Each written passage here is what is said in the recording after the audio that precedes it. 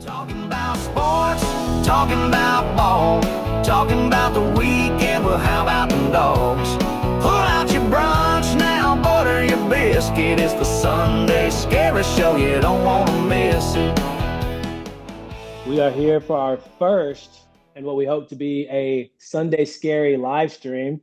And Keegan, I don't know about you, but I'm a little bit delayed because that Bojangles trip that I just took way too long. I don't know what they were doing, dude. But we tried to do this around brunch time, which I go hard for my Bojangles. But we're here and we're ready to get some munch in and talk some football. A little recap of what we saw yesterday. Hey, that's right. I was actually pulled up in a restaurant, Chat and Chew in downtown Villa Rica. I was like, this will be perfect. I'm Mr. Legit. Right now I just got my racetrack coffee. Well, organic coffee poured into the racetrack Right. guys. Come Right. on, I ain't too low class now. I'll keep it classy around here, but on Dogs Off the Leash. But I was downtown Villa Rica at the Chat and Chew, ready to do it, and there was some girl in the booth next to me, a lady rather, going on about how she used to live in Michigan, how it was near the hood, and she's been on the 8 Mile Road many times. And then her friends were like, "Oh my gosh, that's where Eminem lives." And she was like, "Yeah, and that's why all my friends who said, be careful in Augusta, they just don't understand the streets I'm from." And she's like, "So you live there?" She's like, "Well, I lived in the suburbs, but like I know trouble when I see it." And there was a guy with a drill gun behind me. So I'm sure it would Street have made street for smart for sure. some interesting reacts on the pod. But I was like, okay, I think I over-indexed the live stream. Maybe you actually need to contact the restaurant ahead of time so you can get some peace and quiet for a solid Dogs Off the Leash recording. But dude, what a Saturday it was! Everyone was so excited. I know I was pumped. It was cool to see It was a everyone lot from of the good football, a ton of good yes, football, I thought. yes, absolutely. You saw grandmas in their homemade red sweater. You saw the red coat band dancing. You saw kids visiting their first Georgia game ever, and it was just a family affair. And pretty much most of the things we were really like leaning into were fairly right about. For one, the score, what, 45-7? I think I said 45-6 on our final. Is that Yeah, you 40? you were I think you were definitely closer I than was I was. I a went point 48 off. 13 but We're not right not there. just Georgia, and obviously we're going to double down on the Georgia stuff, but we have LSU finally winning an opener at Clemson. We have Alabama just being uncharacteristically not Bama. You know what I mean? Some of us will say we've seen kind of this pattern kind of coming down the tracks. But since they beat Georgia last year, all's good. But people forget they lost to Vandy, they lost to Oklahoma, Texas, and we talked about this too. The media hyped up Arch Manning as if he has earned the praise that he's gotten. He will be a good player, but we knew going into Saturday he's not that yet. And again, on the road against Ohio State and that talented defense, not that Julian Sand and Jeremiah Smith had a field day or anything like that, but week one, it's sloppy. There's penalties, and Arch was just as sloppy as really anybody in the country. So that's why we're trying to say pump the brakes. And obviously, people are going to overreact. On Monday, Paul Feinbaum's going to be a crapshoot, but that's how football goes. That's just how it goes. Yeah, and I think that, you got to give Ohio State some credit. They have a really talented defense right now. Matt Patricia, for what it's worth, maybe he was just out of his league in the NFL. Maybe college is more his game. So it's like, it's not to say that a coach can't do I something, but mean, he's a Super Bowl defensive coordinator, so he's dominated at every level, and I won't expect him. I would say that's the reason they probably won. Matt Patricia, because they just stifled Sark in that offense the same way Kirby did when we played them twice, right? Stop the run, make them into a heavy passing team, and then you got some of the best DBs in the country. That's literally what we talked about in the pod, and here we are. yeah, and give Ohio State's offense some credit. They did just enough, but yeah, Texas just looks stale. Simply put, not enough to go on the road and do anything major by any means. And yeah, it's like Arch Manning's probably going to be a good player. I don't know what I don't like more, the people who gave him the Heisman before the season started, or the people already memeing his dad saying this guy is from the bad genes of the family. Ask the Manning brothers which one of the Mannings was the best before he had like his Exactly. medical thing. Yeah, he was the most athletic. He was a wide receiver before I think it was a spinal stenosis diagnosis. So again, people are always just going to overreact. He's the second coming at quarterback. Oh, now he's butt cheeks. So you can't make nobody happy. That's why a lot of the times the answer is just right in the middle. Every team that played on Saturday is going to be better week 2 than they were in week 1. Really, from what I've seen, and I thought Tennessee was really good on Saturday. They played a really good Syracuse team, and Aguilar, Aguilar might be better of a passer than Nico was. Nico and UCLA, they got blew out by I think Utah, but they look good. And then Alabama is really the only team I'm worried about because of the injuries that they continue to pick up. They already lost the running back and a D tackle, and then they lost somebody else. Ryan Here, Williams with a concussion. he'll be fine. Concussion is usually not a long term situation, but they lost another piece. I Oh, think, okay. and the Bama fans, they're so funny. They were so hyped in the offseason. I was hyped for them. Let me stop there. But they're Right. already throwing in the towel.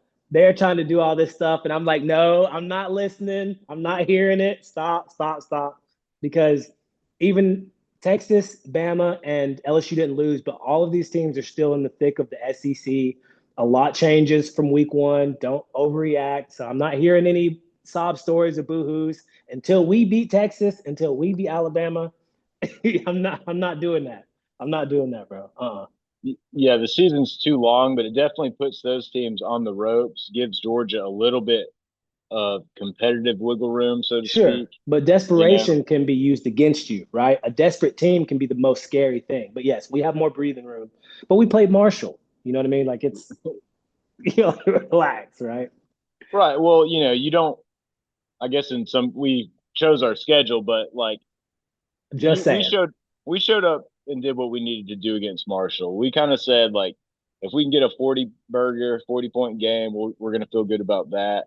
And I would say it was kind of the way we did it. Like we were productive on offense early, and that's what a fast start means to me and That's what a consistent. fast start looks like. And I think that, Gunner, his ability to roll out and have like the RPO on the rollout is just dangerous. Speaking of Bama, they probably leaned on that too heavy. So you can kind of get caught, especially when you have teams with design blitzes ready for that. But using a touch of that, having him be able to throw in the pocket when he needs to, and then just be able to read the defense, be like, okay, I don't have anything here, and I'm not going to throw this ball away. I got 6 yards you're just going to give to me, and I have the athleticism to take advantage of that. That's the kind of thing that will sprinkle in through this season that's going to keep Georgia's offense productive. We've talked a lot of crap about Mike Bobo, and kind of deservedly.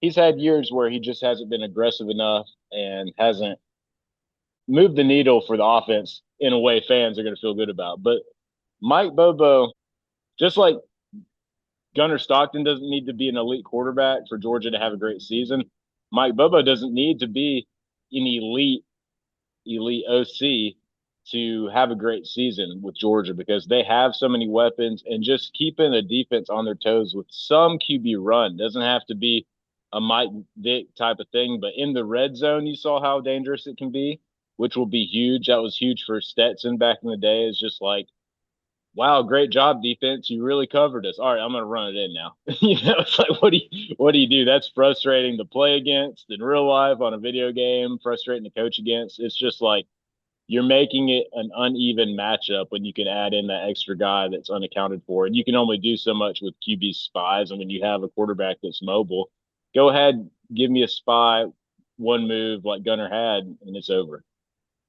Yeah, and I think the defense really started or set the tone early. A quick three and out. They were all over the field. I don't think Marshall scored until really the fourth quarter.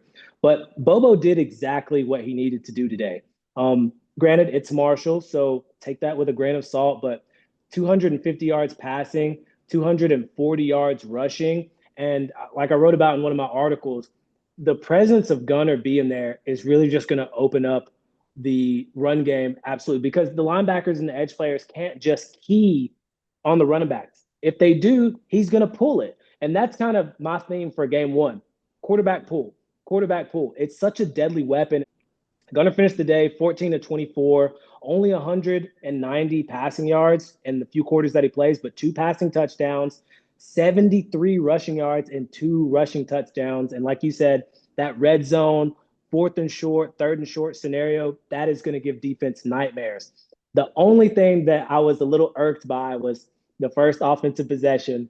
It was run, run, and I literally called a bubble screen on that third. But Zachariah Branch made Bobo look really well, right? He's explosive, he's shifty.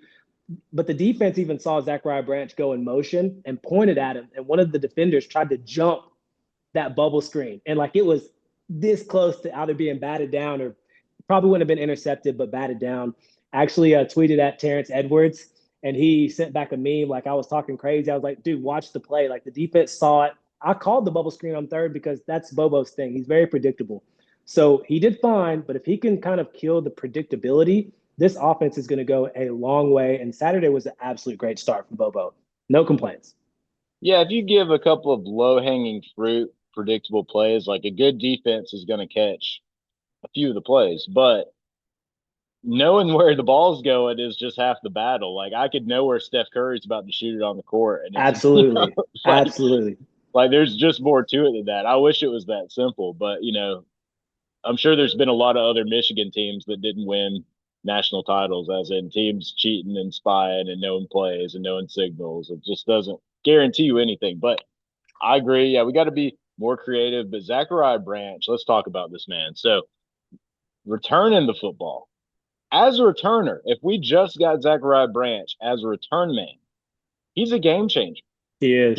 He can cut. He can do the things that you really only see at the highest level of athleticism, not just like you know at a even in the NFL. There's only a handful of guys that have that athletic movement to He really scared me on that one wiggle. return. I thought it might have been an injury, but I think it was just a cramp. But I like no. I was like, no way. Are you serious? I know, Oh god. dude. And like I've heard people say he's the fastest they've seen on a football field. I've seen people tweet about this man all off season, but Zachariah Branch is the he's really a triple threat. He's got the return ability, which is dangerous, really adds wrinkle to our special teams. He's got the deep threat ability, so he can be that deep post, deep route kind of guy, and he can be the underneath bubble screen. He's like the best of all of these kind of traits that sometimes you only see partially in each player. And if we had any one of those traits, it'd be good, right? So Zachariah Branch doing what he can do, very impressed with him. And we didn't see a lot of Rod Robinson. I think we're resting him, Noah Thomas, a little bit of load management, which honestly I'm fine with because you don't want nagging, lingering injuries. I've been dealing with a little hamstring pull for 60 days. It's like so if I anytime I do something a little extra, I got to do a little something extra at work. I might tweak it.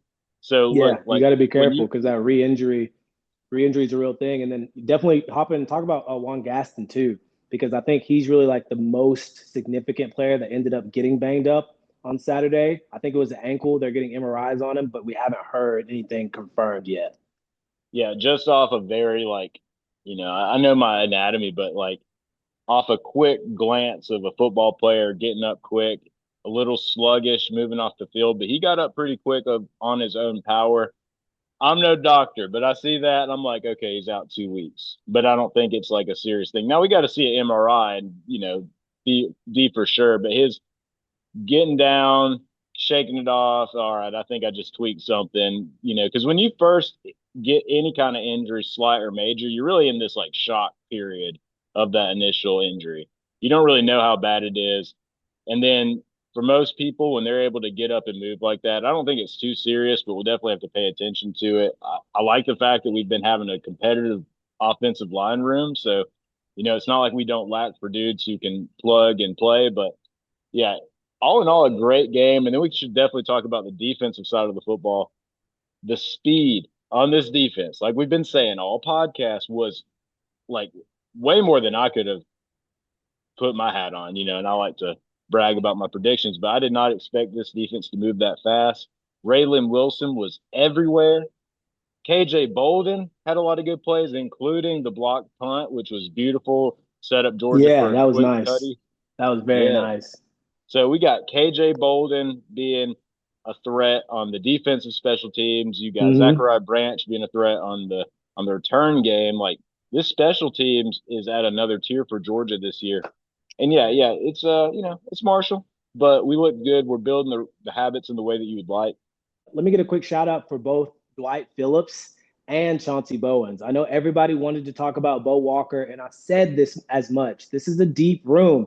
It's no disrespect to Bo Walker, what he is now and what he's going to be, but there are other guys who are really talented who are in front of him. We didn't see Rod Robinson, which is probably a health thing. He looked like the most fluid running back. It was good vision. He has good size, good speed, broke a couple of tackles, ran well. I like Nate Frazier. He's a little bit herky jerky for me when he runs. So not as fluid as Dwight Phillips. So just keep an eye on him. And he had a great day. That opening touchdown, I believe, off that speed option, which was beautiful. That's like way back NCAA, way back NCAA playbook. So yeah, shout out to Phillips. He killed it.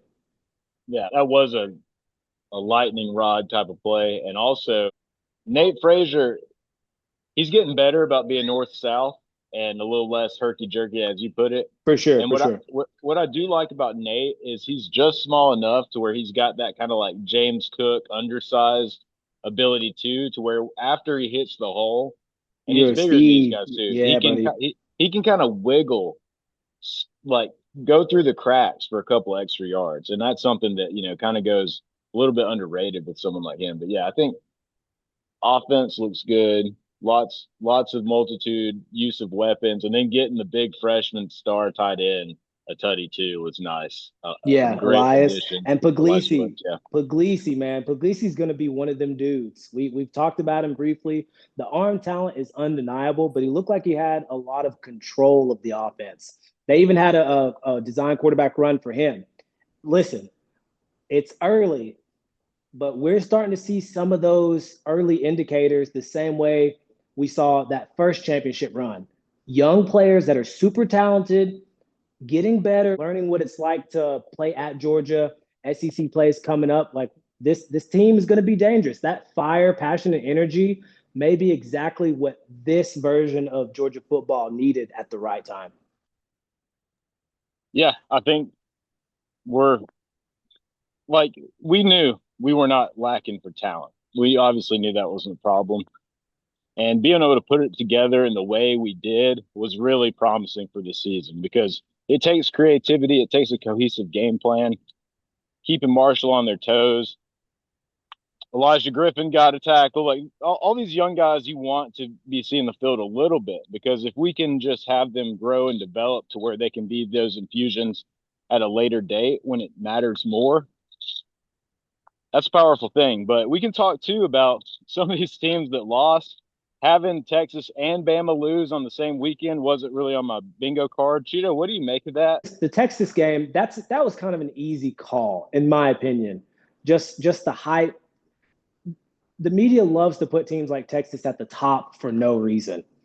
And then when they don't, when they kind of, you know, let down, they pile on them. But Alabama, I'd pick Alabama to win that game 10 out of 10 times, every single time. I really thought Florida State was going to bounce back, but at the same time, I think Alabama's problem is that they're not their identity they're trying to play with is not the identity that's made all their teams super successful, right? Kalen DeBoer wants to come in and do what he did on the West Coast to a degree and bring it to high high level playoff SEC play. And I just don't think it's translating the same way. They're not recruiting at the same level. Their defense is not anywhere near that same level. And the injuries. I think everything's just starting to kind of pile up at the same time. Ty Simpson's a good quarterback. He escaped a lot. I think he's going to be able to make all the plays. But when you're starting running backs down, your receivers aren't doing the right thing. Your offensive line's getting hit. Your defense is putting pressure on your offense to keep up with what Florida State's doing, right? You pretty much have to abandon your game plan and start leaning on Ty Simpson. That's not how Alabama has been successful, right? It's run the ball, decent quarterback play, and elite defense.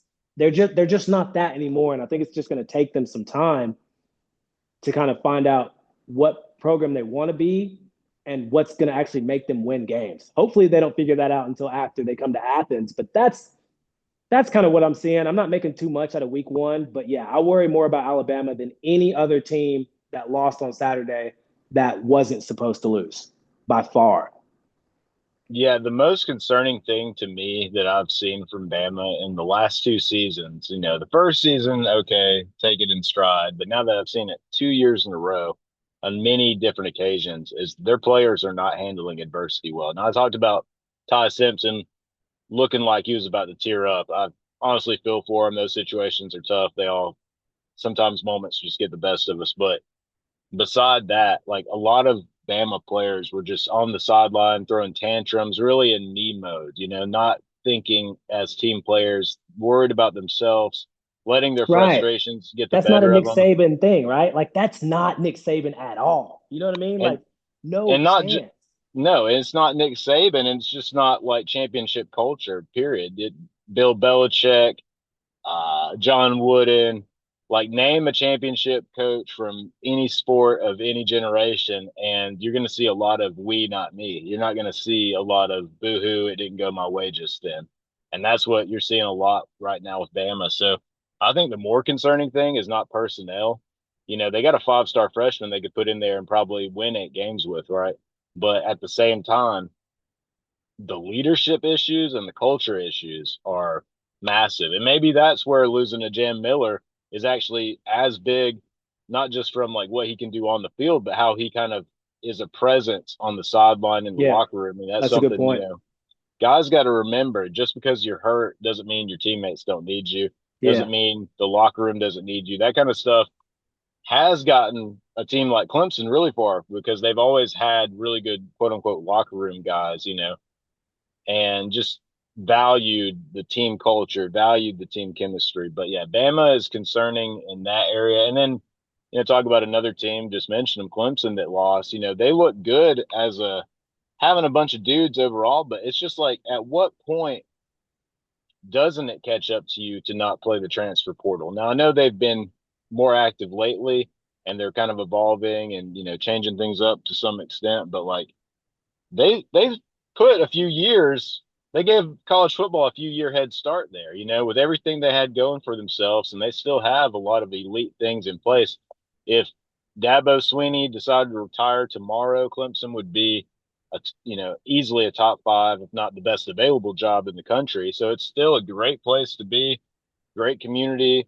Clemson fans love their Tigers, but I mean, I think their season is out of all the teams that lost, Clemson probably has the easiest path just being in the ACC. So they probably are the most on path for what we kind of expected from them before they lost. But at the same time, you know, there were times on the football field where LSU just looked like they were in a like half tier more like greater than Clemson, just from the recruits, players getting mossed in the end zone, out physical.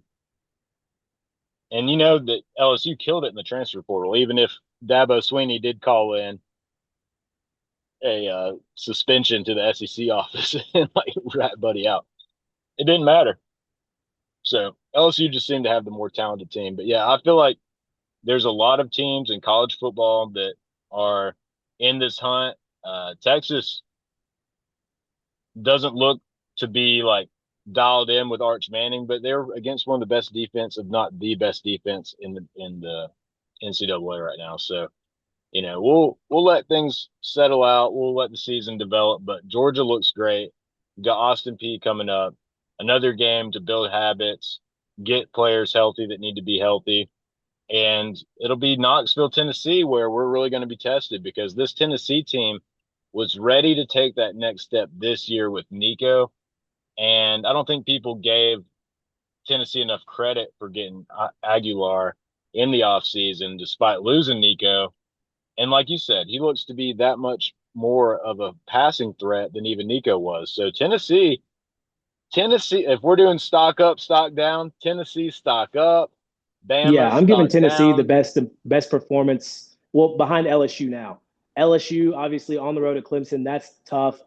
Syracuse is not the team they were last year, but they're not a bad team. No, Georgia they're looks good. good against inferior opponents. So LSU, Tennessee, Georgia, stock up right now for sure. Stock up right now. And hopefully, what games do we have today? South Carolina.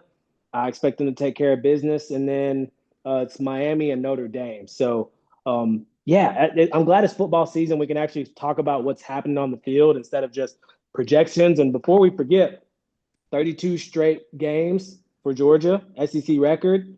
Is it home games or is it home games? I think so, yeah. I Okay, believe, yeah. yeah. So, Yeah. and Kirby talked in his presser how that's a testament to, really, it's a testament to him in a way, but also the really good players we've had over the years, and home court advantage and the Georgia fans that show up and scream like hell every week supporting their dogs. Yeah, a lot of throat doctors getting paid. Yeah, ENTs, I don't know if ENTs getting premium prices. that don't know if that's the thing, but yeah, it was a great week one. It's not over yet. And before we like turn the page too quickly and talk a little bit about fantasy, Georgia Tech is dangerous. And honestly, to their credit, I think Colorado is actually going to be a solid team. I think both Georgia Tech and Colorado are better than people were saying coming into the season. And Georgia Tech with Haynes King, that guy's a difference maker, almost like how Johnny Manziel was. These players that can just elevate like a team that's at one tier to the next tier because of their QB play. So Georgia Tech looks dangerous, and our schedule looks a lot harder now than it did because, we were saying, hey, Texas, Bama, Ole Miss. Well, Texas and Bama slight stock down. Georgia Tech and Tennessee slight stock up. So the overall the schedule does not look any easier, despite Bama, Texas being a little off in week one, granted, but that's the beauty of college football. As it develops, the schedule you thought you had might not be as hard as you thought, but then the easier parts are going to be harder. So it's like it's a give and take, and like we're kind of in the mode that I like the most, where we're starting to get some clarity about where things stand, and I love that. But yeah, Georgia Tech looks good. A lot of teams look good, and I'll say this: Syracuse also really isn't a bad team. They let that game get a little bit away from them, but once they put the pedal to the metal. They were able to move the football, do a lot of good things. So I still expect a good season from Syracuse. And I think Tennessee just had a great game and really surprised Syracuse. I guess they couldn't handle it, but I still think Syracuse is solid this season. But I'm gonna lean on you for the fantasy report, though. I know we have our draft at 4:30. So, Chito, what are you looking forward to NFL fantasy wise Yeah, this it's season? time. It's time, and what NFL is starting to become is starting to become a showcase for the University of Georgia, and I Mm-hmm. love it more every year because it's not just like, oh, Georgia players are making rosters. Now they're starting to have fantasy relevance. So in one of my, not our league, Keegan, but another league that I'm in, I got the fourth pick. So I've been y'all been watching. I've been putting my queue together, the teams or the players that I'm targeting, the positions that I'm targeting, kind of getting ready. Even though I think Cameron put this on a minute length draft picks, but really for Georgia fans, the names you're going to want to know: Lad McConkey, Brock Bowers, James Cook, George Pickens, maybe even Nick Chubb the first few weeks of the season because Joe Mixon for the Texans, I think, is out. So he's going to get some burn. I think Kenneth Walker is pretty healthy, but if McIntosh, which I'm not sure about this, if he's still in Seattle, he's a good handcuff. Arian Smith might be wide receiver number 2 for the Jets. And speaking of Justin Fields, Justin Fields is seeing some action, being that he's a dual threat quarterback. Maybe something we would love to see what Gunner did Saturday. We would have loved to see that with Justin Fields, but I digress to the Jake Fromm crowd. Yeah, so there are players for Georgia that are making impacts on NFL week to week fantasy teams. So don't sleep on them. Don't sleep on them. Now, do you think someone could go all UGA for fantasy plus a defense and make a push, or do you think that's just like Probably fairy not for the tale season, but for a week, for a week? Okay. yeah, maybe you could go. You could go Justin Fields. You could go Challenge accepted. James Cook, Nick Chubb, Brock Bowers, Lad McConkey, Arian Smith, Miko Hardman. No kicker, and then defense you could just go with Philly. So I Someone mean, put someone get Rod. Someone get yeah, Rod Blankenship on a damn. roster. Come on I now, know, right? So get hot honestly, rod out there. you probably could. So yeah, Hey, it's a good time of the year. I love draft day. Usually play a little Drake, but yeah, I'm looking forward to the season, Keeg, our 12 team. And let's see if we can get a little stock up for you, Keegan, in the fantasy league, my guy. We need oh you to yeah, come up, bro. We need you to come up. we will. We will. I'm gonna be I'm gonna be doing some things this year. I got strategy. So we'll see. But yeah, Keegan has not looked so good in fantasy for all the bragging I do about my and I'm a damn good picker. Like I might start betting money on my mouth, and I please y'all don't. But at the same time, I really do. For the push and the covers, I don't even think in those terms, but I just say like this team's gonna push. My pushes are fucking spot on. I'll say that, but Hey, you be on them pushes. I would be on them pushes. Hey, I'm your I be on pusher them push. man. I be I'm on your them. pusher man. But when it comes to my fantasy, oh, I make up for all that bragging I could do for my pushes. I like sweep my fantasy know-how under the rug just to pretend that I still know something about ball. I got oh man, I got Lee Corso 97 vibes when it comes to my college pushes, but I got oh, I had a good joke here. I forgot it. But I got Paul Feinbaum takes when it comes to my NFL fantasy. That's what it is. Hmm. Because I don't know if anyone looked worse this weekend than Paul Feinbaum. But when you try to give any player, I mean the Heisman before the season starts, and speaking of giving a player the Heisman way too early, I Paul know, does it on purpose. yeah, of course, it's all click central, but there was a moment in the game where Gunner's doing a stiff arm, and he's literally the cameraman took the photo at the perfect time. It's literally just like Heisman mode, and I posted on our socials. This pose looked good on Gunner, right? So Hmm. you know, it's one thing when you score a touchdown and then you do the Heisman celebration. That's whack. But when you do it in game as an athletic move, oh damn, that looks good. So Gunner's killing it. But yeah, this season, if we needed any more reason to be more obnoxious and more optimistic about the Dogs, we definitely have it. Looking great, and then the SEC is wide open. So never a dull moment in the world of Georgia football. Never a dull moment for Dogs Off the Leash. I did do a halftime show. Shout out to all 5 to 10 people, especially shout out to Where can the people find that yeah. for this week and for next week Yeah, so I'm doing these halftime streams on TikTok right now. on TikTok? Eventually, we'll be able to live stream on everything. We'll have it all set up. It'll be a plug and chug kind of moment, but everything besides the Dogs Off the Leash show and the simulation is going to be a little shoddy till about week 3. But hopefully, we have our ducks in a row as the dogs are picking up steam. We can be picking up steam. So you know, but hey, it was cool. I did a little bit of analysis. You know, it's a little awkward on the live calling in between the dead space, but shout out to Debbie. At one point, it was just me and Debbie, and that's my DGD. You know, holding it down, making me feel seen.